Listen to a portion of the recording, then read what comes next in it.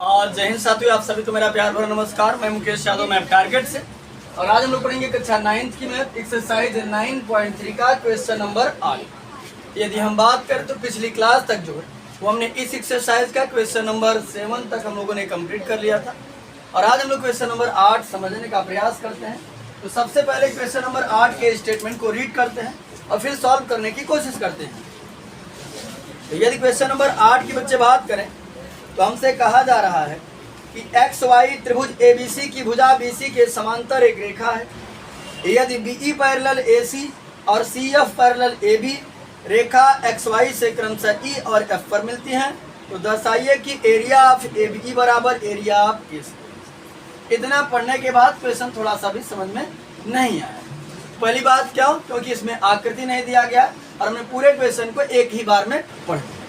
अब हम क्या काम करते हैं, क्वेश्चन के एक एक शब्द का मतलब समझते हैं कि क्या कहा जा रहा है क्या नहीं। पहली बात तो इसमें आकृति नहीं दिया गया है और जिस क्वेश्चनों में आकृति नहीं दिया गया रहता उसको हम बिना आकृति के नहीं सॉल्व कर सकते, क्योंकि जो है ये ज्योमेट्री चल रहा है। ज्योमेट्री में हम पूरी तरीके से आकृति को देख कर ही सॉल्व करते हैं। तो पहला काम हमारा होगा कि आकृति बनाना। जैसा कि हमने आकृति को व्हाइट बोर्ड पर बना दिया है, अब बात यह है कि हमने आकृति को कैसे बनाया, हमें कैसे पता कि आकृति इसी के जैसा बनेगी। तो सारी बातों को हम थोड़ा थोड़ा पढ़ करके समझते हैं कि हमें कैसे पता कि ऐसी ही आकृति बनेगी और हमने ऐसे कैसे आकृति बनाया। तो चलिए एक्स वाई इसकी बात हम बाद में करते हैं। त्रिभुज ABC, ये बच्चे समझिएगा, सबसे पहले हमारे पास कोई एक त्रिभुज है। क्या है? त्रिभुज। त्रिभुज ABC एक त्रिभुज है जिसका नाम है ABC। अब त्रिभुज कोई बाउंडेशन नहीं दिया गया है। ये किस प्रकार का त्रिभुज है?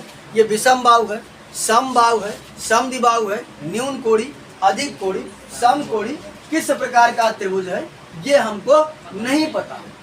हालांकि ये पता है कि एक त्रिभुज है। तो त्रिभुज वो होता है तीन भुजाओं से बंध आकृति को या तीन सरल रेखाओं से बंध आकृति को हम त्रिभुज कहते हैं। तो समझिएगा एक त्रिभुज है, इतना तो हमको पता है। तो हमने बिना कुछ सोचे समझे एक हमने त्रिभुज बना दिया। आपकी जो भी इच्छा होगी एज यू लाइक कोई सा भी त्रिभुज बना सकते हैं, कोई बाउंडेशन नहीं है। तो सबसे पहले हमने एक त्रिभुज ड्रा किया इस तरीके से। आप कुछ भी बना सकते हैं, कोई दिक्कत नहीं। अब त्रिभुज हमारा बन करके तैयार हो गया। अब बात ये रही कि हम इसका नामकरण किधर से करें। तो कहीं से भी नामकरण कर सकते हैं, कोई दिक्कत नहीं है। हालांकि हम लोग इधर से नामकरण अक्सर करके करते हैं। ऐसा कोई बाउंडेशन नहीं कि यहाँ से ही प्रारंभ करिए, यहाँ से भी प्रारंभ कर सकते हैं, यहाँ से भी प्रारंभ कर सकते हैं, यहाँ से भी प्रारंभ कर सकते हैं, कहीं से भी कर सकते हैं, कोई दिक्कत नहीं। इतनी बात सबको समझ आई कि नहीं? त्रिभुज कहा था तो हमने एक त्रिभुज बना दिया। जो जैसी भी हमारी इच्छा हुई वैसा त्रिभुज हमने बना करके तैयार कर दिया। ठीक, हमने एक त्रिभुज बना दिया। अब बात रही खुद ही कह रहा है कि एक त्रिभुज ABC। क्या है? त्रिभुज ABC। तो हमने नाम दे दिया इसका। यहाँ पर नाम दिया हमने A, यहाँ पर नाम दिया हमने B और यहाँ पर नाम दिया हमने C। बस मैंने सब कुछ कहा था त्रिभुज, तो हमने त्रिभुज बनाया, नाम कहा था ABC, तो हमने नाम ABC दिया। इतने में कहीं किसी को दिक्कत है का? एक बार क्वेश्चन को फिर से पढ़ते हैं, देखते हैं फिर से क्या कहा जा रहा है। कहा जा रहा है कि XY त्रिभुज ABC की भुजा, XY नाम की कोई रेखा है, क्योंकि इसमें दो अक्षर है। जिसमें दो अक्षर होता है वो रेखा होती है, जिसमें तीन अक्षर होता है वो त्रिभुज होता है, जिसमें चार अक्षर होते हैं, चार वर्ड होते हैं, वो चतुर्भुज होता है। बस नहीं, जिसमें एक वर्ड होता है वो बिंदु होता है, और जिसमें दो वर्ड होता है वो रेखा होती है, और जिसमें तीन वर्ड होता है वो त्रिभुज होता है, जिसमें चार वर्ड होता है वो चतुर्भुज होता है। आप आसानी से लिखे हुए से पहचान सकते हैं, समझ सकते हैं। ठीक, हमने कई बार इस बात का मेंशन किया है। तो कह रहा है XY, तो हमें ये पता चला कि XY नाम की कोई रेखा है। आगे बढ़ते हैं। XY त्रिभुज ABC की भुजा, XY त्रिभुज ABC की भुजा BC, जो त्रिभुज ABC है उसकी जो भुजा BC है, ये रहा BC। क्या रहा? BC। समझिएगा, XY त्रिभुज ABC की भुजा BC के समांतर एक रेखा है।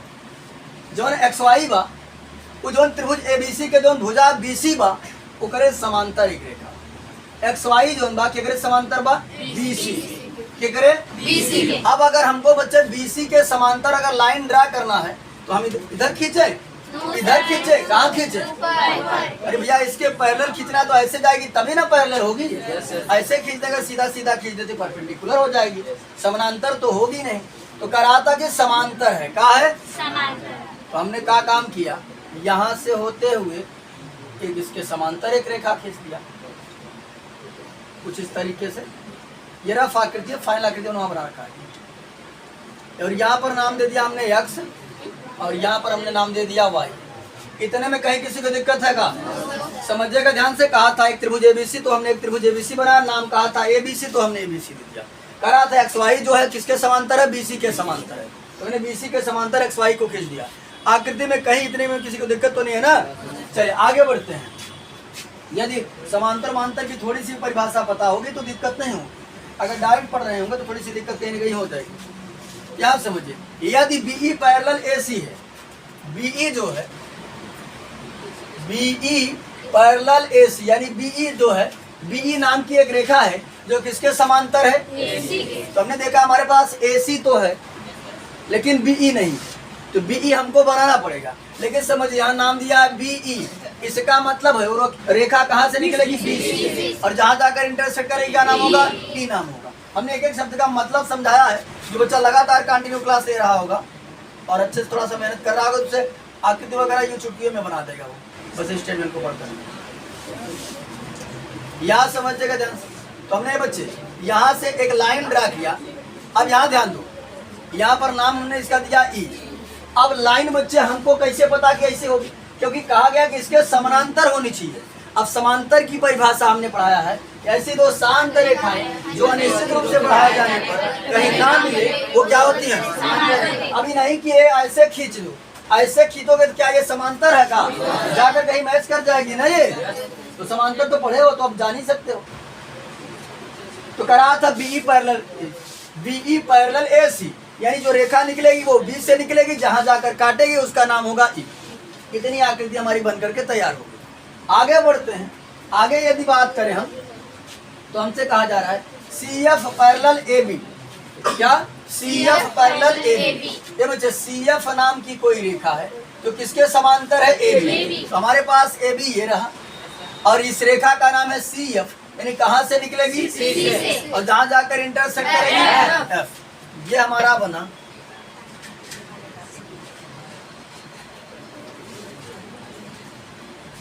इसका नाम हमने दे दिया एफ। और इस प्रकार से हमारी फाइनल आकृति बनकर के तैयार हो गई। देख लीजिए जो हमने बनाया। कहीं किसी को दिक्कत तो नहीं है?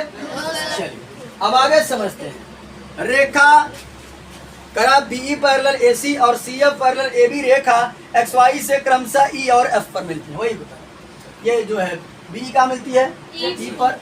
और सीएफ कहाँ मिलती है? एफ पर। ठीक मिलती है। तो दर्शाइए कि सिद्ध करना है area of A B E, इसका area, area of A B E बराबर area of A C F. इसका और इसका एरिया आपस में क्या है? बराबर। ये हमको क्या करना है? सिद्ध करना है। तो ज्योमेट्री सॉल्व करने का पूरा एक प्रोसेस होता है। सबसे पहले हेडिंग बनती है हल, उसमें पहली हेडिंग होती है दिया है। दिया है सारी बातें में हम वही लिखते हैं जो क्वेश्चन में कहा गया है। एक्स वाई त्रिभुज एबीसी की भुजा बीसी के समांतर एक रेखा है और बीई पैरेलल एसी और सीएफ पैरेलल एबी एक दरिया में क्वेश्चन में कहा गया है। सिद्ध करना ये भी कहा गया है। अब यहाँ से हमारा प्रोसेस प्रारंभ होता है। चलिए अब हम लोग सिद्ध करने की कोशिश करते हैं कि जो हमको सिद्ध करना है तो हम कैसे सिद्ध कर सकते हैं। ये बच्चे समझिएगा ध्यान से। ये रेखा इसके पैरेलल है और ये इसके पैरेलल है ना? खुद कहा गया था कि एक्स वाई किसके पैरेलल है? बीसी के। क्या लिखेंगे? समांतर रेखाओं का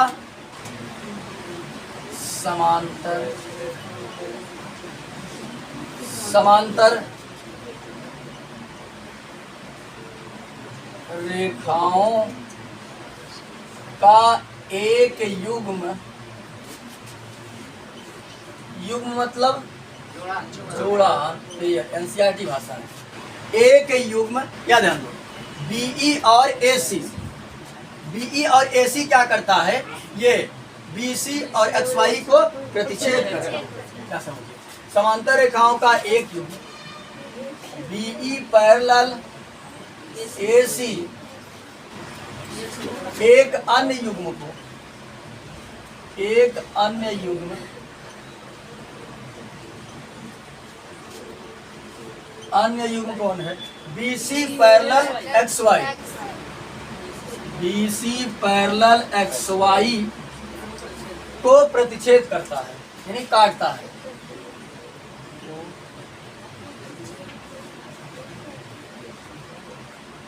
इसी में दोनों लिखने का कंबाइन करके इसको भी, तथा इसी में और मिक्स कर देते। अभी हमने इसका और इसका बात किया था, अब इसका ये क्यों इसकी बात कर लेते हैं। तथा ये क्या नाम इसका? AB पैरेलल CF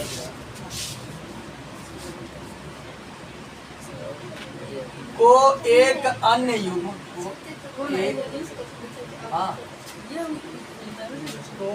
एक अन्य युग्म, वही लिख रहे हैं, एक अन्य युग्म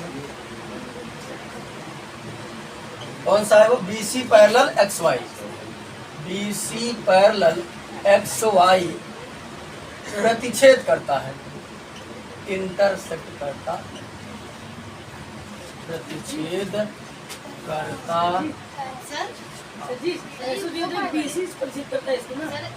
अरे दोनों बात वही याद से चाहिए। इसमें चाहे चाकू खरबूजा पर गिरे, खरबूजा चाकू पर गिरे, कटेगा तो वही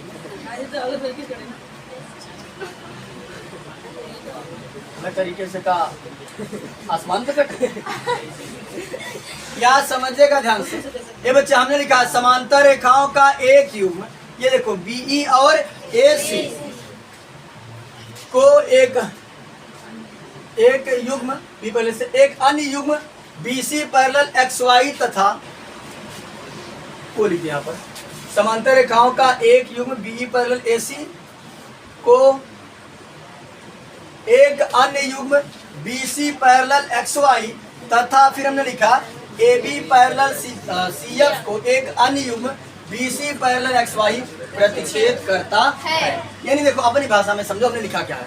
हमने लिखा कि देखा ई वाली रेखा ऐसे रही, रंजाई के काट दी ना, देखा प्रतिच्छेद, फिर यानी एक समांतर रही, रंजाई के काट दी बस मई। तो यहाँ देखो जब दो समांतर रेखाओं का एक युग्म अन्य समांतर रेखाओं के एक युग्म को प्रतिच्छेद करता है, उससे बनने वाला चतुर्भुज जो होता है वो समांतर चतुर्भुज होता है। क्या होता है? समांतर चतुर्भुज। तो यहाँ पे लिख देना चूंकि, और इसलिए हो जाएगा हमारा ये भी समांतर चतुर्भुज हो जाएगा और ये भी देखो अलग अलग लिख रहे हैं। इसका नाम है EBCA या फिर ACBE चतुर्भुज, चतुर्भुज ACBE और एक हमारा बन रहा है ये देखो ABCF और चतुर्भुज ABCF समांतर चतुर्भुज है। समांतर चतुर्भुज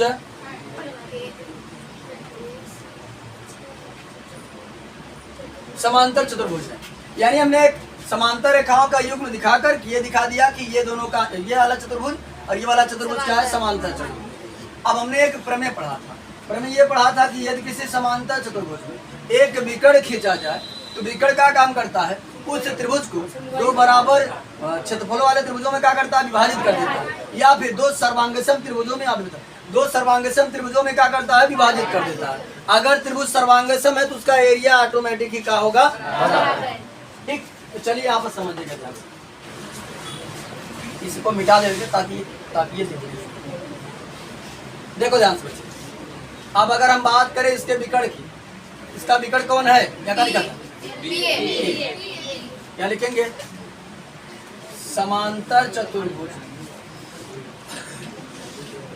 समांतर चतुर्भुज सिंबॉलिक फॉर्म लिखें। क्या नाम था इसका? ACBE का विकर्ण AB। अब हमने परिभाषा पढ़ी हुई है कि यदि किसी समांतर चतुर्भुज में यदि कोई विकर्ण खींचा जाए तो वो दोनों त्रिभुज क्या होते हैं? सर्वांगसम होते हैं। साथ ही साथ उनका एरिया आपस में क्या होता है, यानी हो जाएगा area of A B C, इसका क्षेत्रफल इसके क्षेत्रफल के क्या होगा बराबर। Area of A B C बराबर A B, area of A B C बराबर area of A B E. तुम्हारे पास जगह नहीं तो उसकी मिटा दे रही है रफ आकृति से। तो यहाँ समझो बच्चे, हो जाएगा हमारा यानी इसका क्षेत्रफल इसके क्षेत्रफल के क्या होगा बराबर। Area of A B E, area of A B C बराबर area of A B E, और इसको लेट कर लेते हैं इक्वेशन फर्स्ट। इसी प्रकार से समझिएगा बच्चे ध्यान से, एक चतुर्भुज हमारा ये बन रहा है और इसका विकर्ण क्या है ए सी, और इसका चतुर्भुज का नाम क्या था, क्या लिखेंगे समांतर चतुर्भुज। समांतर चतुर्भुज A B C F, A B C F का विकर्ण ए सी है। यहाँ समझो बच्चे ध्यान से, यदि किसी समांतर चतुर्भुज में यदि कोई विकर्ण खींचा जाए तो वो करता क्या है, उस चतुर्भुज को दो सर्वांगसम त्रिभुजों में विभाजित कर देता है। साथ ही साथ उनका एरिया भी आपस में क्या होता है बराबर। इसका क्षेत्रफल और इसका क्षेत्रफल क्या होगा, area of A B C बराबर area of A C F. लिखेंगे area of A B C बराबर area of A C F, यानी इसका क्षेत्रफल और इसका क्षेत्रफल आपस में क्या है, और इसको लेट कर लेते हैं इक्वेशन। यहाँ समझिएगा ध्यान से, समीकरण 1 और समीकरण 2 को अगर देखें तो बायां पक्ष यहाँ भी ए बी सी, यहाँ भी ए बी सी, तो यदि बायां पक्ष बराबर तो दायां पक्ष बराबर होगा। तो समीकरण 1 और 2 से, समीकरण 1 और 2 से, तो बायां पक्ष बराबर तो दायां पक्ष बराबर होगा। एरिया इसका दायां पक्ष है, इसका दायां पक्ष है, area of A B E बराबर area of A C F. यही हमको सिद्ध करना था, जो हमने आसान तरीके से सिद्ध कर दिया। हालांकि इसमें आकृति बनानी थी, बहुत ज्यादा कठिन नहीं था, बस एक बार हमको इसको और इसको समांतर चतुर्भुज दिखाना था। समांतर चतुर्भुज दिखाकर एक बार इसका भी कर ले लिया, एक बार इसका भी कर ले लिया, दो समीकरण बन गया, कंपेयर कर दिया, आसानी से हमारा सिद्ध हो गया। तो आज की क्लास में हमने एक्सरसाइज 9.3 का जो है जो क्वेश्चन नंबर 8 जो उसे कंप्लीट कर लिया है। बाकी जो बचे हुए क्वेश्चन है उसे नेक्स्ट क्लास में कंप्लीट करने का प्रयास करेंगे। इस वीडियो में इतना ही, बाकी मिलते हैं नेक्स्ट वीडियो में, तब तक के लिए जय हिंद।